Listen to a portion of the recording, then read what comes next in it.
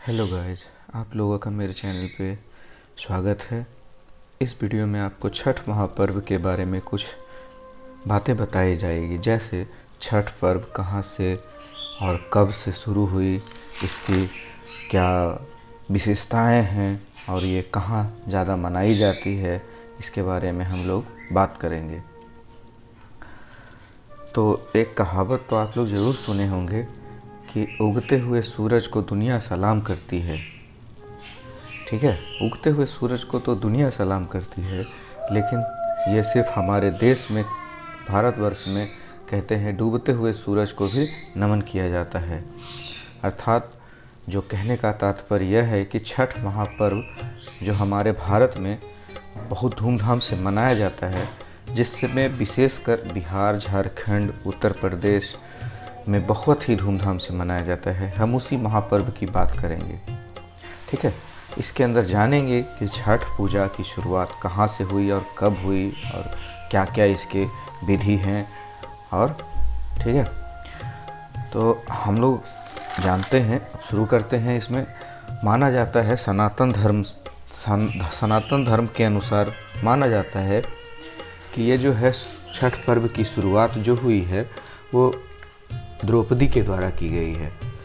द्रौपदी के द्वारा की गई है, जिसमें कि सूर्यपुत्र कर्ण जो है, महाभारत काल में सूर्यपुत्र कर्ण जो सूर्य के पुत्र थे, इसलिए सूर्य का उपासना वो हमेशा करते रहते थे। मतलब गंगा जी में जाके सूर्य को अर्घ्य देना, सूर्य का क्या बोलते हैं उसको, सूर्य का ये नमन करना, इसमें ये रहते थे। इसलिए द्रौपदी पहली बार छठ पर्व की थी अपने पांडवों को गद्दी दिलाने के लिए और उनके सही शुभ रहने के लिए। ठीक है, जैसे एक पौराणिक मान्यता के मुताबिक राजा प्रियव्रत जो थे, एक कहानी है, राजा प्रियव्रत निसंतान थे और उस वजह से परेशानी में थे। इस समय को लेकर उन्होंने महर्षि कश्यप से बात की। उस समय महर्षि कश्यप ने पुत्र प्राप्ति के लिए यज्ञ कराया। इस यज्ञ में बनाई गई खीर को राजा प्रियव्रत की पत्नी को खिलाई गई थी। उसके बाद उनके यहाँ एक पुत्र का जन्म हुआ था, जो कि पहले से मृत पैदा हुआ। इस वियोग में राजा ने भी अपने प्राण त्याग दिए। उसी समय ब्रह्मा की मानस पुत्री देवसेना ने राजा प्रियव्रत से कहा कि मैं सृष्टि की मूल प्रविष्टि के छठे अंश से उत्पन्न हुई हूँ। जैसा कि आप लोग जानते हैं कि जो छठी मैया हैं वो हमारे मानस पुत्री कहलाते हैं, इनको ब्रह्मा जी की, ठीक है, ब्रह्मा जी की पुत्री कहलाते हैं छठी मैया। इसीलिए वो उनको उत्पन्न हुई और बोली कि मेरा नाम षष्ठी है, अगर तुम मेरी पूजा करो और लोगों में इसका प्रचार करो। उसके बाद ठीक है, राजा ने षष्ठी के दिन विधि विधान से पूजा पाठ किया और उसे एक पुत्र की प्राप्ति हुई।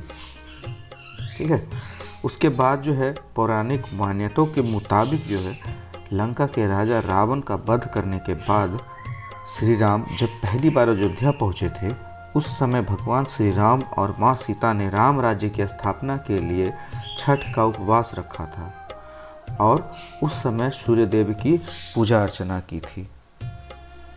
ठीक है, ये सब मान्यताओं के अनुसार बताया गया है कि ये स्टार्ट कहाँ से हुआ था।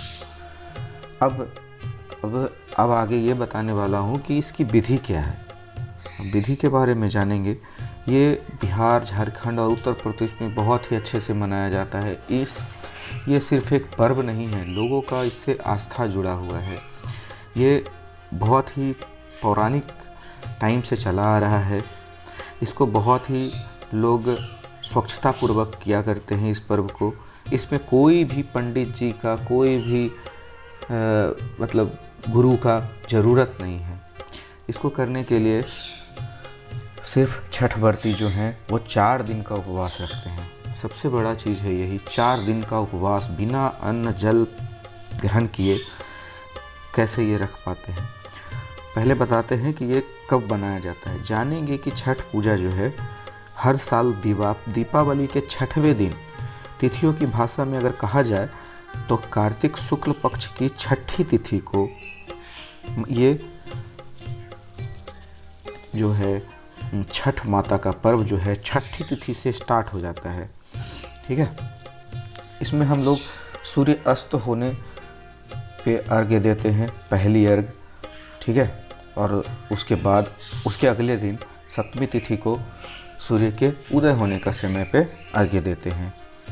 ठीक है, पहला दिन जो होता है, इसमें 4 दिनों का जो है ये हर्षोल्लास वाला जो छठ पर्व है, इसमें पहला दिन जो है हम लोग नहाए खाए बोला जाता है, जिसमें सभी घर वालों को और छठ व्रती माताओं को ये जो है सात्विक भोजन कराया जाता है।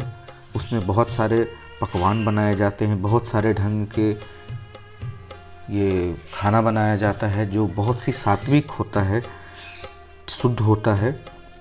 और जैसे इसे कई जगहों पे कद्दू भात के रूप में भी जाना जाता है।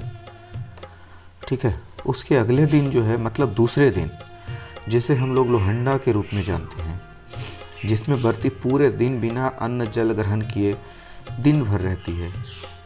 उसी दिन बहुत सारे हमारे घर में पकवान बनाए जाते हैं, जैसे मेन जो प्रसाद होता है छठ पर्व का, ठेकुआ, लड़ुआ इत्यादि।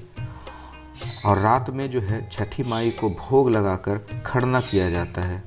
जो प्रसाद व्रती पहले खाती हैं उसके बाद सभी में बांटा जाता है। और ये प्रसाद खा के आपको ऐसा लगेगा ना कि आपने भगवान को पा लिया है। और अब होता है छठ महापर्व का तीसरा दिन, जिसमें सभी छठ व्रती सूर्य के अस्त होते समय सूर्य को अर्घ्य देते हैं। उसके बाद चौथा दिन सूर्य के उदय होने का इंतज़ार। वो जो पल है बहुत ही सुकून देने वाला, बहुत ही हर्षोल्लास से भरा हुआ। चौथे दिन जब सूर्य के उदय होते समय जब अर्घ्य दिया जाता है, उसके बाद छठ व्रती अपना उपवास तोड़ती है। फिर छठ व्रती अपना उपवास तोड़ने समय अन्न जल ग्रहण करती है, प्रसाद ग्रहण करती है, तब उनका पर्व का जो है वहाँ पे अंत होता है। इस पर्व के अंदर बहुत सारी आस्था जुड़ी हुई है। ये पर्व माना जाता है कि फर्स्ट टाइम जो सीता जी और ये राम जी किए थे वो मुंगेर ज़िला में, बिहार के मुंगेर ज़िला में गंगा जी के निकट किए थे। ठीक है, आप सभी को ये जानकारी कैसी लगी? ठीक है, अब इस वीडियो को समाप्त करते हैं। ये जानकारी कैसी लगी आप मुझे कमेंट करके बता सकते हैं। अगर ये वीडियो आपको अच्छी लगी हो तो आप लाइक करें, मेरे चैनल पर नए हो तो सब्सक्राइब करें और सभी के साथ शेयर करें। ऐसी जानकारियाँ हमेशा इस चैनल पे आती रहेगी। मुझे सपोर्ट करें।